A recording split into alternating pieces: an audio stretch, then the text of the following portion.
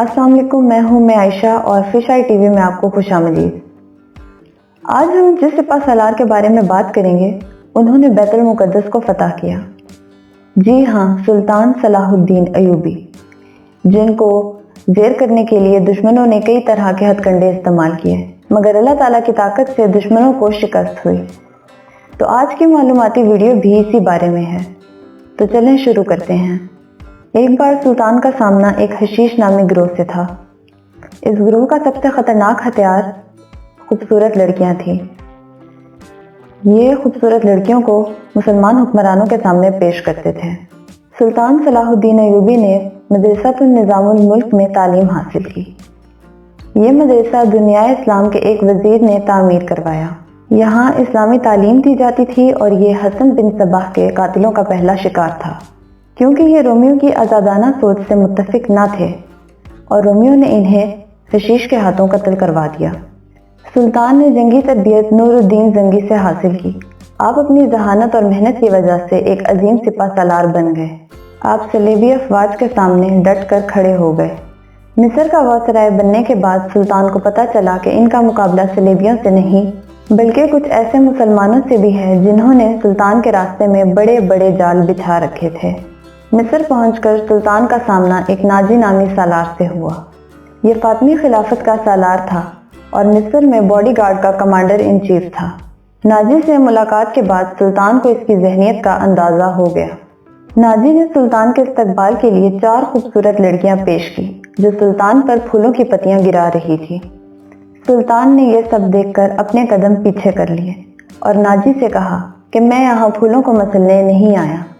अगर मेरी राह में कुछ बिछाना चाहते हो तो सलेबी फौज की लाशों को बिछा दो। नाजी समझ गया कि उसका सामना किसी आम इंसान से नहीं है। वो सुल्तान को अपने लिए खतरा समझने लगा और उसके खिलाफ मंसूबाबंदी करने लगा। दूसरी तरफ सुल्तान ने अपने जासूस अली बिन सुफियान से कहा कि हमारी तलवारें अपनों के लिए नहीं बल्कि गैरों के लिए हैं। मैं नाजी के जहन को प्यार और मोहब्बत से बदल सकता हूँ। तुम इसकी फौज की मंसूबाबंदी का पता लगाओ कि यह हमारी कहाँ तक वफादार है। एक रात नाजी अपने कमरे में नशे की हालत में था कि एक बूढ़ा शख्स इसके कमरे में आया। इसके साथ एक खूबसूरत लड़की थी जिसका नाम ज़कोई था। नाजी ने उस लड़की को अपना मंसूबा बताया कि कैसे उस लड़की ने सुल्तान को अपने जाल में फंसाना है। अली बिन सुफियान ने सुल्तान को नाजी के बारे में जो रिपोर्ट दी, इससे सुल्तान बहुत परेशान हो गया। फिर वो रात आ गई जिसमें जश्न रखा गया और उस जश्न में शराब और नाच गाना भी था। सुल्तान ने इस जश्न की मंजूरी नाजी और फौज की ऐशो-इशरत देखने के लिए दी।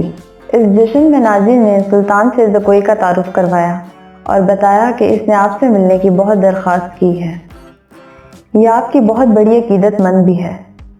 नाजी ने बड़ी ही चालाकी से सुल्तान से सब कुछ मनवा कर ज़कोई को उसके साथ खैमे में भेज दिया। ज़कोई के खैमे में जाते ही फौज में ये बातें शुरू हो गई कि जिस सुल्तान को हम जानते थे वो भी एक अयाश शहजादा निकला। रात के आखिरी पहर ज़कोई सुल्तान के खैमे से निकलकर नाजी के खैमे में गई। वहाँ नाजी भी ज़कोई के इंतजार में था। उसने ज़कोई से सुल्तान के बारे में पूछा तो ज़कोई ने जवाब दिया कि सुल्तान ने मुझे इज्जत से अपने पास बिठाया और आपका पूछा और कहा कि मुझे माफ़ कर दो, मैंने ज़िंदगी में ये पहला गुनाह किया है कि कोई औरत इस तरह मेरे सामने। ज़कोई ने बात काटते हुए कहा कि आपने कोई गुनाह नहीं किया। इस रात के 2 पहलू थे, एक वो जिससे नाजी वाकिफ था और दूसरे से मुहाफिज दस्ता वाकिफ था।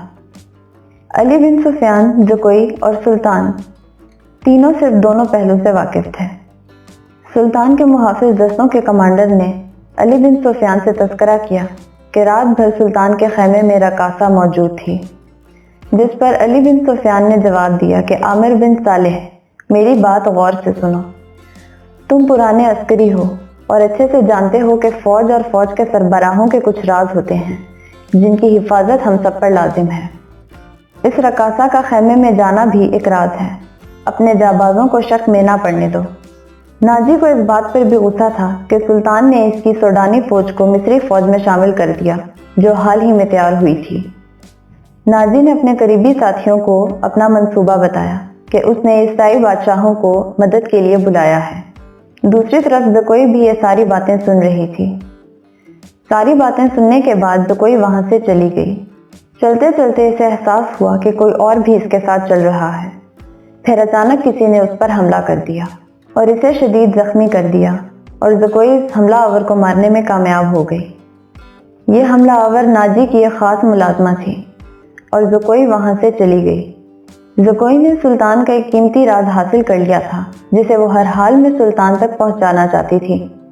जी हाँ, ज़कोई सुल्तान की एक काबिल जासूस थी जिसने मरने से पहले सुल्तान को नाजी के सारे राज बता दिए। एक गैर मुस्लिम लड़की ने इस्लाम की वफादारी की खातिर अपनी जान कुर्बान कर दी और उसको उसी रात फौजी एजाज के साथ सुपुर्दे खाक कर दिया गया और मुलाजमा की लाश को भी गड्ढा खोद कर दफना दिया गया। ये दोनों तदफीन निहायत राज के साथ हुई थी और सुल्तान ने अपने बेहतरीन सिपा सालारों को नाजी के उन सिपाहियों के पीछे लगा दिया जो ईसाई बादशाह के पास अपना पैगाम लेकर जा रहे थे। इस तरह नाजी का मंसूबा नाकाम रहा